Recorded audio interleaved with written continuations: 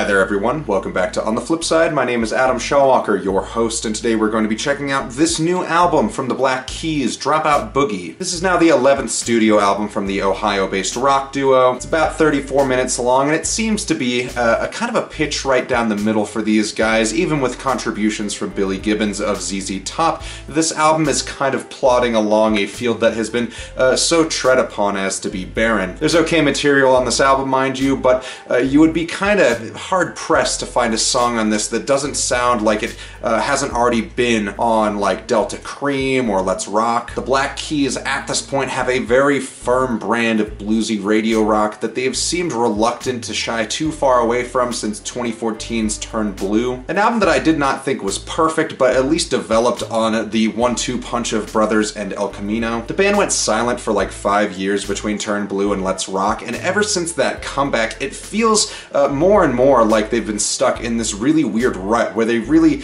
just write all of these songs that sound kinda like every other song. The first track on the album, Wild Child, is pretty much as formulaic as possible, as are the first few tracks on this album. It Ain't Over, For the Love of Money, and Your Team Is Looking Good. Wild Child being the standard El Camino callback song, It Ain't Over touching on some of the more mellow notes from Turn Blue, For the Love of Money, feeling like another homage to Brothers with some more of the Let's Rock style brought to the front, and Your Team Is Looking Good feeling like kind of a bland blend of all of those sounds and then some. And really none of those tracks are particularly awful. It's not like I'm being assaulted with something unlistenable. These songs are just so rooted in a sound that for the Black Keys is just incredibly worn out. And that's not to say that this problem is exclusive to these songs either, because really it's an issue that the whole album has. I just think it's those songs that are the worst offenders. Good Love with Billy Gibbons does of course have the same problem, but at the very least there is some more interesting guitar work than usual. No groundbreaking solos or any intense fretwork or anything like that, but at least there is a bit of that like ZZ Top flair in here, even if it is pretty tame.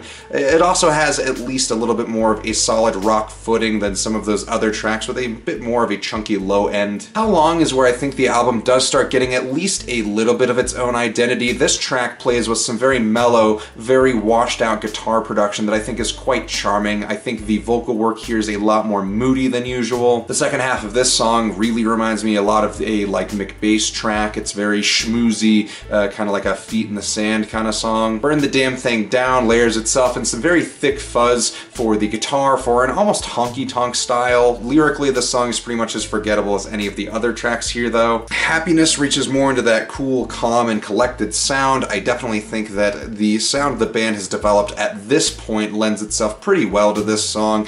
I don't think it's a flawless track, but I do wish more of the tracks went in a similar direction to this track. Really, I feel like one of the main problems that the Black Keys has had is that they disappeared for 5 years, and after Turn Blue, when they came back, they completely rolled back their sound, like they regressed. And honestly, I think that's tragic because they were heading for a much more interesting sound than this album or the last two albums. At the very least, songs like Happiness feel like maybe a reach into a post-Turn Blue landscape that never quite delivered on that promise. Baby I'm Coming Home hits a similar spot for me, but doesn't quite land as well. I like the varied vocal work here quite a bit though. The last track, Didn't I Love You, is okay, but it kind of sends the album out with more of a whimper than a bang. At the end of it, I really wish that there was something more to sink my teeth into here. I feel like the Black Keys are kind of holding out on us. The amount of material that they have been putting out is kind of lacking in any memorable content or valuable musical nutrients, and personally it's kind of suspect to me. Like, these guys have made some pretty excellent albums. The fact that this era of their career has been seemingly really lazy